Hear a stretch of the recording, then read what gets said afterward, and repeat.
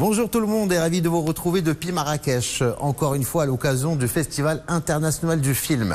Notre invité est une belle surprise aujourd'hui. Acteur, chanteur, Hamza El Fadli est avec nous. Restez juste le temps de le rejoindre. À tout de suite.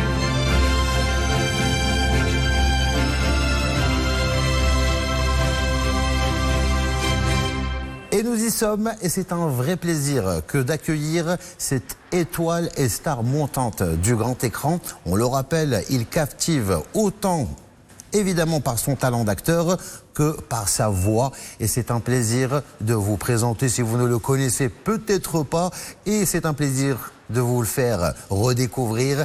Hamza El Fadli, merci d'être parmi nous. Merci à toi Hicham, et je suis toujours très content et ravi d'être parmi vous ici, mais surtout ici à Marrakech pendant le festival. Et merci pour cette chouette présentation. Eh bien écoute, parce que je le dis depuis quelque temps, tu ne cesses de nous surprendre. Tu ne cesses de nous surprendre. Un acteur, un chanteur et énormément de talent, on va y arriver. Mais puisque nous sommes à Marrakech, pour cette 22e édition du Festival international du film, je te laisse d'abord démarrer cette émission avec tes impressions sur cet événement.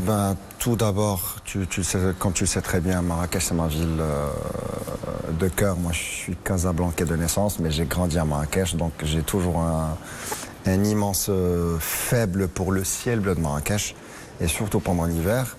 Et avec cet événement-là, il y a quelque chose de plus.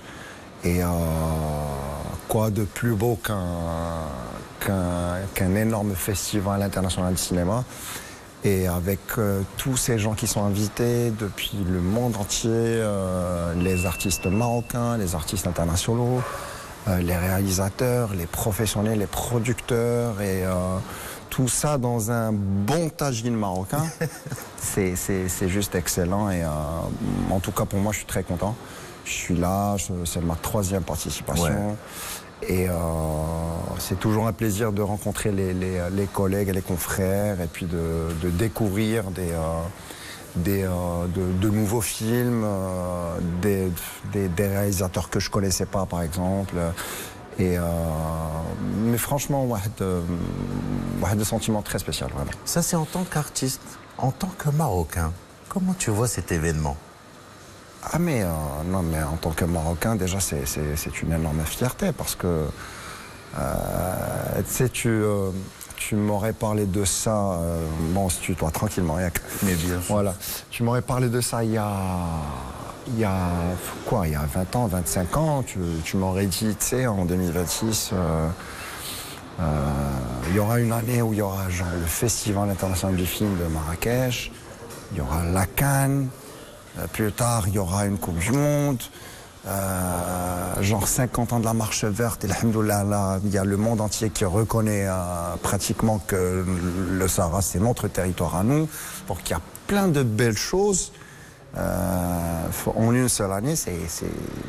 Pour moi, c'est juste... C'est un beau package. Ouais. C'est un beau package, et c'est vraiment le package de la fierté d'être marocain. Exactement, exactement. Et en tout cas, pour revenir au festival, pour moi, c'est une sacrée pub pour le Maroc. On donne une super image au monde entier, bien sûr sous le haut patronage de Sa Majesté l'Ensro. Écoute, moi je trouve que nous, les Marocains, on est devenus très forts. On l'a toujours été, mais là on est encore plus forts pour impressionner le monde, et ça va continuer. Encore une fois, nous sommes dans le plus beau pays du monde. Voilà, tout simplement. Tout simplement. Et le plus beau des festivals cinéma. Croyez-moi, parce que on le remarque et on a l'occasion d'échanger avec énormément de stars internationales qui le disent. Vraiment, ils s'arrangent finalement pour que ça fasse partie de leur planning et de leur programme annuel. Donc, ils s'arrangent pour être à Marrakech pendant cette période du festival. Ouais. Et ça, c'est un peu que nous rendre fiers, comme tu l'as dit. Il y a de quoi. Oui, bon. Ça le mérite. Hamza El Fadli, aujourd'hui, on s'adresse à l'artiste, parce qu'on le rappelle, d'abord chanteur, et puis acteur. On te voit sur Oula, donc dans la série BAC. BAC, ouais, Brigade Anti-Gang. La Brigade Anti-Gang. Comment tu gères tout ça entre chanteur et acteur ? Non, la vérité, je crois que l'un implique l'autre. Moi, c'est vrai que dans ta présentation, tu as dit d'abord chanteur, ensuite acteur, mais ça c'est officiellement, mais officieusement, c'est d'abord acteur, ensuite chanteur, puis finalement redevenu acteur. Donc, retour aux sources. Ouais, exactement. Parce que c'est ma formation de base. Moi, quand même, quand j'étais petit, j'ai eu droit à presque 8 ans de théâtre scolaire. Absolument, ici à Marrakech. Et j'ai eu la chance de faire quelques petites formations en France.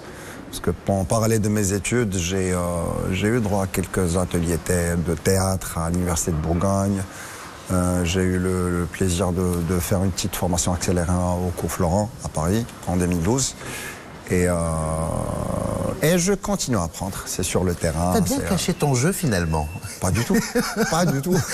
Parce qu'il faut le dire, moi je connais Hamza El Fadly à la radio d'abord en tant que chanteur, donc depuis le début de ta carrière de chanteur. Ouais. Et je ne sais pas si tu te rappelles, j'avais fait cette remarque en regardant tes clips. Je te dis, Hamza, toi tu crèves l'écran, tu fais un avec la caméra. Je pense que tu as une carrière d'acteur devant toi. Ouais, je m'en rappelle très bien. Et je me rappelle aussi que tu m'avais parlé de tes cours, etc., mais brièvement. Mais franchement, à cette époque-là, j'ignorais que tu pensais sérieusement à devenir acteur.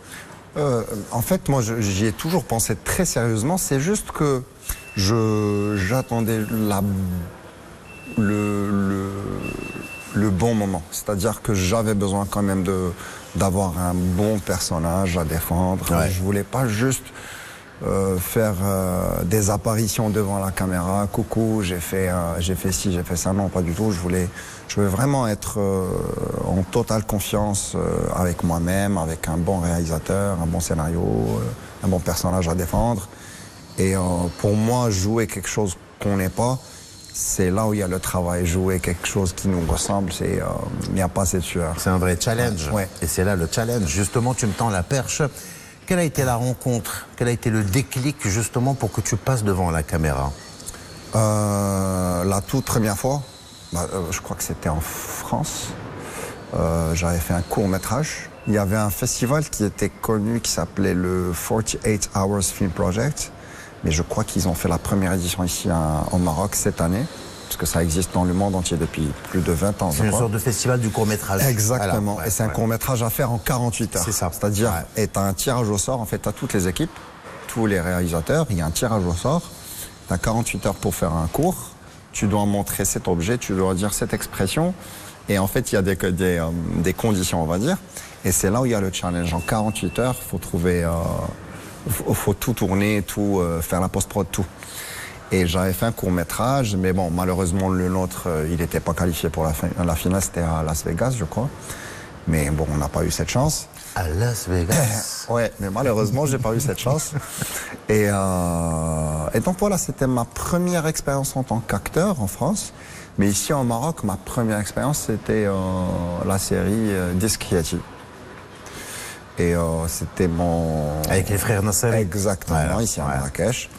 Et donc c'était ma première expérience ici au niveau de la télé. C'est là où on a pu découvrir le talent caché de Hamza El Fadly. Oui, on peut dire ça. Même si, grâce à tes vidéoclips, on voyait bien que tu jouais bien le jeu. Il y a toujours ce côté au niveau de mes vidéoclips. J'ai toujours cherché à faire une sorte de cross entre l'acting et le volet musicien. Parce que justement, donc les artistes, donc quand ils tournent leurs vidéoclips, finalement, c'est un jeu d'acteurs qu'ils font aussi. Ouais, exactement. Moi, de toute façon, je l'ai toujours dit, mes titres, je les ai très souvent écrits en imaginant le clip bien avant les paroles. Donc c'est vraiment, c'est un travail à l'envers que je fais. À chaque fois, j'imagine, tiens, je vois ça, je vois ci, je vois cette scène-là, cette séquence-là, ce tableau-là, etc. Et je commence à écrire. C'est pour ça que je me suis toujours battu pour donner vie à mon imagination. Ouais.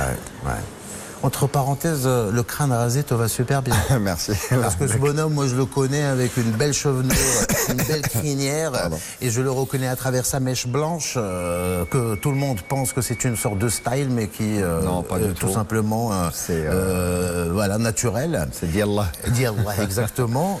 Qu'est-ce qui explique le crâne rasé? C'est, Inch'Allah, c'est pour un personnage, pour un projet international, Inch'Allah. Et bon, j'en dirai pas plus maintenant, mais... Mais ça te va bien. Allah. Non, parce qu'il faut oser quand même. Hein. Bah, en tout cas, je l'ai fait. Tu appréhendais justement le crâne rasé? En fait, moi, j'ai toujours eu une petite crainte par rapport à ça, parce que je me disais quand même, je sais pas si j'ai le crâne qui pourra supporter ça, ni l'esprit en fond de mort pour supporter ça. Mais finalement, j'ai osé. Bon, il y a eu une motivation quand même, on le sait très bien. C'est un personnage très sympa, c'est pour un projet vraiment très intéressant. Et bon, j'ai osé et finalement j'ai dit, ah ouais, ok, très bien. Et ça le fait. Je te rassure, ça le fait. Ouais, et c'est unanime, hein, franchement. Revenons à ton rôle. On va parler un petit peu de ta vie d'acteur. Jouer justement dans une série comme Bag qui diffusait sur Oula, parle-nous un petit peu de ton personnage et surtout comment tu as réussi à te mettre dans la peau de ce personnage. Parce que tu es super crédible entre parenthèses. Merci infiniment. Un vrai et bon flic. C'était vraiment pas facile parce que en fait il faut dire un grand merci à Adresse Roch.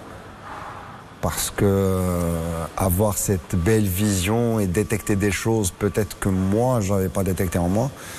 Et on était 4. Il y avait Youssef Jondi, Mourad Himamou, Khadija Zrawal et Abdelrabbi Khlazaki.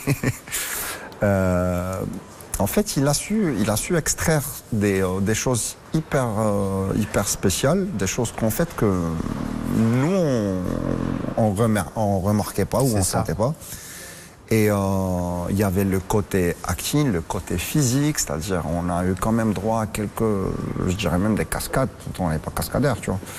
Et moi j'ai eu la chance, la vérité, je suis très content d'avoir le personnage de Karim Amjipar parce qu'il y a une très belle histoire dans la série, le gars, le flic qui aime pas perdre, qui aime pas échouer, qui a des problèmes à la maison, qui est orphelin de sa mère, qui a un père qui a l'Alzheimer, qui a une sœur c'est elle le bon noyau du foyer, qui a un frère qui est un petit délinquant, un petit raté de la vie, tu vois.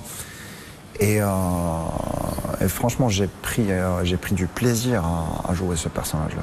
Pour préparer un personnage pareil, est-ce que tu as côtoyé justement des membres de la Bag à Casablanca? Alors pour te mettre dans le bain, pour savoir comment ça fonctionnait, etc. Pour être honnête avec toi, avant le tournage, non. Parce que quand même, ça s'était fait un peu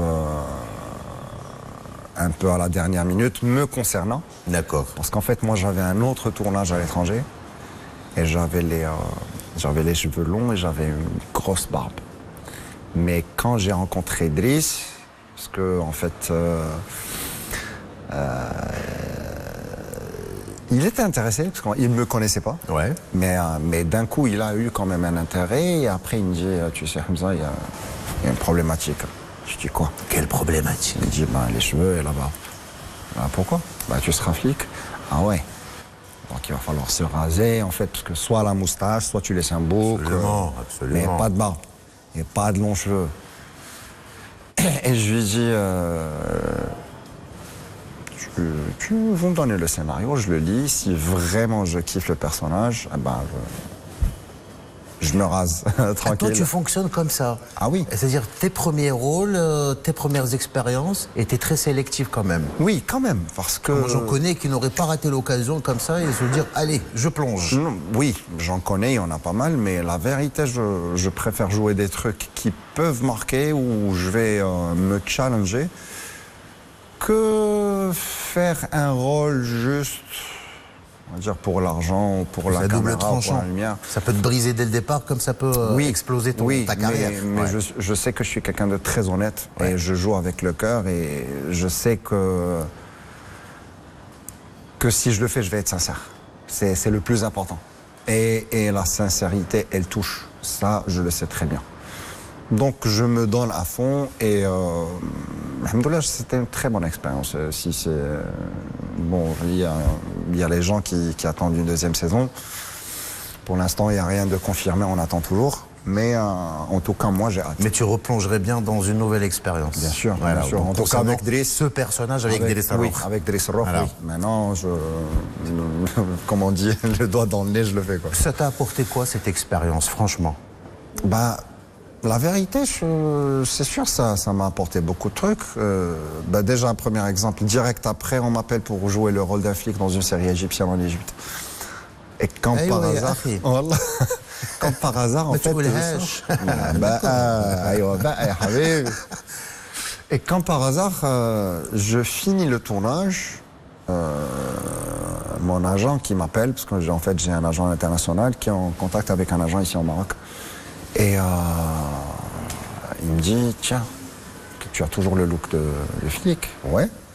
Bah, il y a une audition pour un projet égyptien. Je fais, ok, pas de problème. Est-ce que tu parles libanais? Je lui dis, pourquoi libanais? Il me dit, parce que le personnage il sera libanais, c'est en Égypte, etc., etc. Je fais, ok, pas de problème, je parle arabe, mais je pourrais m'adapter. Je pourrais parler libanais, mais si je m'entraîne bien. Donc il m'envoie la situation, j'apprends bien le texte, etc. J'apprends le libanais avec ma femme, Fatem Zahra, qui m'aide, ouais, exactement. D'ailleurs, tu me tends la perche pour te dire Barkoum Saoud. Allah yabarak fik, Allah yabarak fik. Allah yahfdak. Et Fatem Zahra qui est une très bonne actrice et tu vois qu'elle a la fluidité linguistique.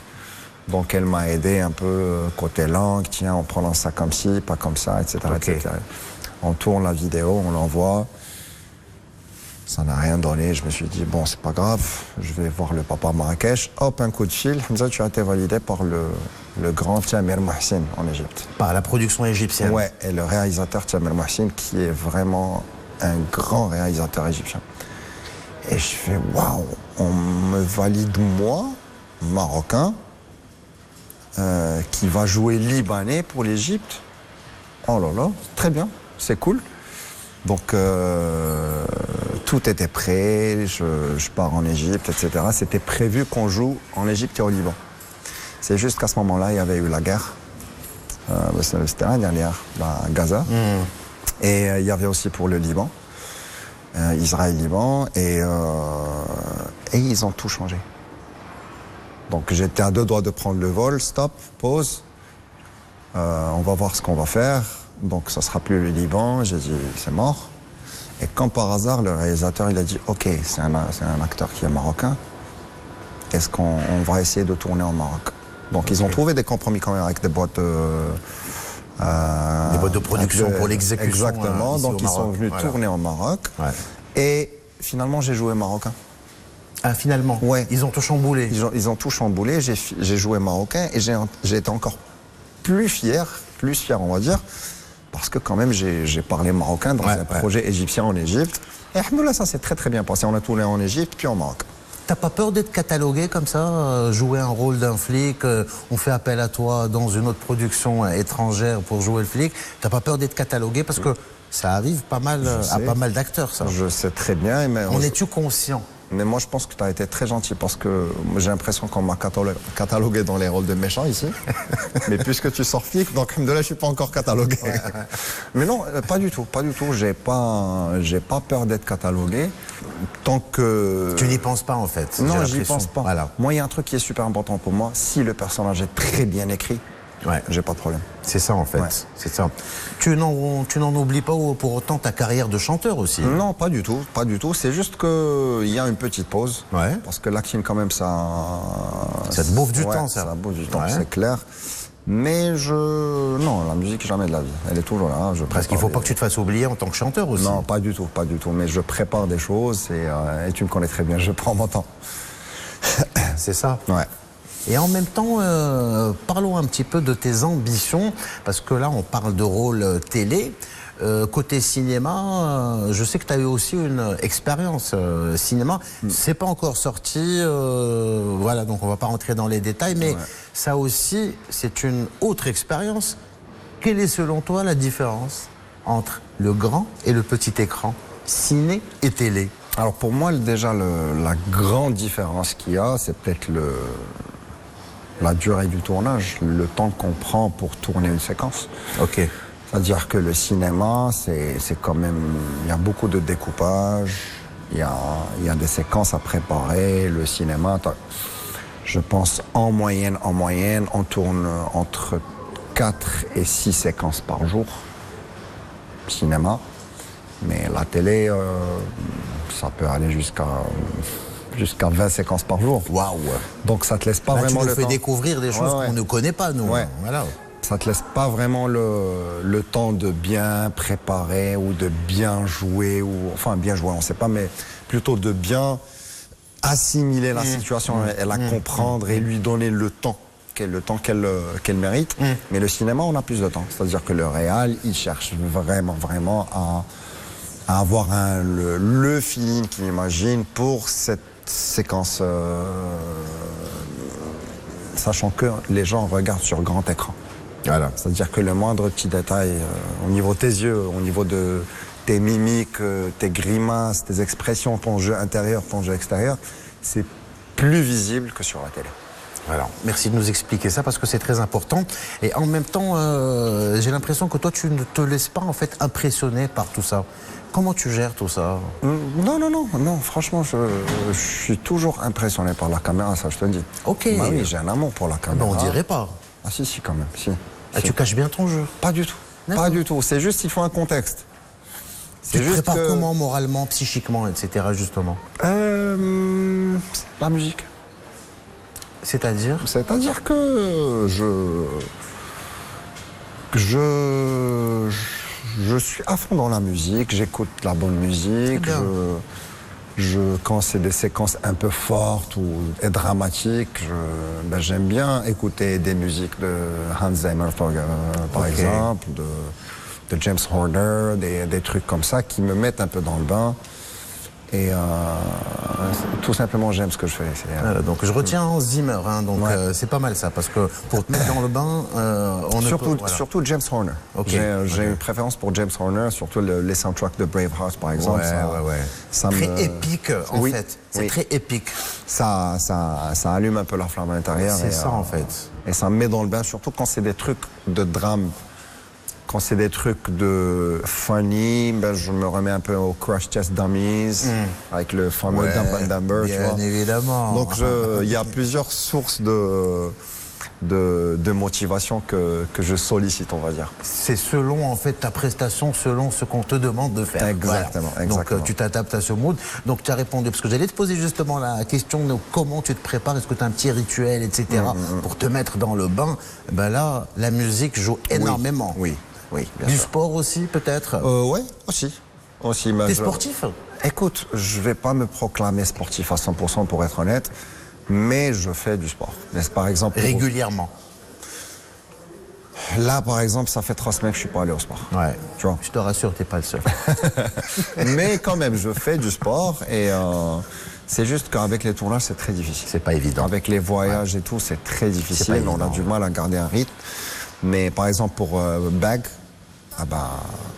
je fais du sport hors plateau et dans le plateau. Parce que c'est très physique comme rôle aussi. C'est très physique comme rôle. C'était très physique. Je te raconte même une blague entre parenthèses. Une fois, on était censé tourner une mécanique avec une cascade. C'est-à-dire que j'étais avec Youssef Jondi dans la voiture. On allait rouler à presque 100. On s'arrête. On sort de la voiture, on court après un bandit, et le bandit, on tournait vers Ainsberg, là où il y a le pont là, du train. Et le bandit, il était censé courir et prendre des escaliers, courir sur le pont. Et moi, j'étais censé le suivre. À un certain moment, on a dit, c'est une mécanique tournée. J'ai dit, ok, les mécaniques tournées, tu sais très bien comment ça se passe. Une mécanique tournée, c'est une sorte de répétition, donc il peut en extraire quelques séquences. Voilà. Exactement. Allez, action, frein. Je quitte la voiture, le bandit tombe avec sa moto, il court, il prend les escaliers, et moi je cours après lui de toutes mes forces. Je cours après le gars, je prends les escaliers, le pont. À un certain moment, on s'est éloigné, on se dit, mais on s'arrête quand? Après, on s'arrête, je regarde, j'ai pas entendu de couper, j'ai rien entendu. On est parti, mais vraiment T'étais très tellement loin. loin. Ouais, on était deux. Ouais. On revient, on nous dit non, c'était juste une mécanique, pas tournée. Et donc tu t'es bien dépensé, quoi, en fait, voilà. Quel est ton pire souvenir, donc pour le moment, so far, comme on dit en anglais, En acting, en acting pendant un tournage? je dirais une séquence avec... pas mon pire, c'était une de mes meilleures séquences à vérité, mais c'était un moment qui a provoqué quand même une longue maladie pour moi. Ah, ok. Ouais, une très longue bronchite. C'était une séquence dans la série La Dark Al-Hal, qui est sur le Ola, avec Morad Khaoudi. Il y a une séquence où je devais jouer sous la douche froide, complètement anéanti, un personnage complètement anéanti, crise.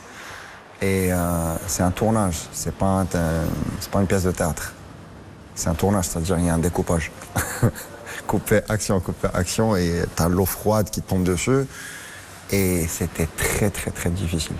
Eh ben, j'imagine. Très difficile, surtout que c'était un personnage un peu... Donc ça t'a coûté une bronchite après? Ah oui, une très longue bronchite. Eh ben c'est ça les risques du métier. Hein. Ouais. Donc rien n'est facile dans la vie, on n'arrête pas de le répéter tous les jours. Oui. Écoute, c'est vraiment super passionnant d'échanger avec toi, Hamza El Fadli. Le temps passe super vite. Oui. On t'accompagne, il paraît que c'est bon signe. Et rapidement, j'aimerais que tu t'adresses à ton public, à tes fans, que ce soit au niveau musique, au niveau acteur. Tu leur dis quoi depuis Marrakech? La caméra, elle est juste là. En tout cas, je vous dis merci beaucoup. Personnellement, je reçois pas mal de messages, d'encouragement, de félicitations, de critiques aussi.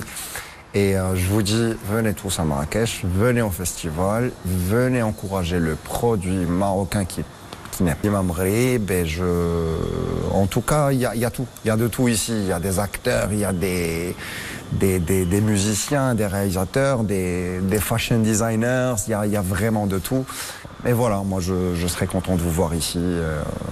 Et en tout cas, merci beaucoup. Et ça vaut vraiment le coup d'y être. Et merci il y a beaucoup, du beau monde. Merci Hamza El Fadli. Merci à toi. Merci à vous mes amis. Oui, vous l'avez compris, on arrive déjà à la fin de ce numéro. Hein, donc rendez-vous demain avec d'autres invités. Prenez soin de vous, de ceux qui vous entourent et à très vite.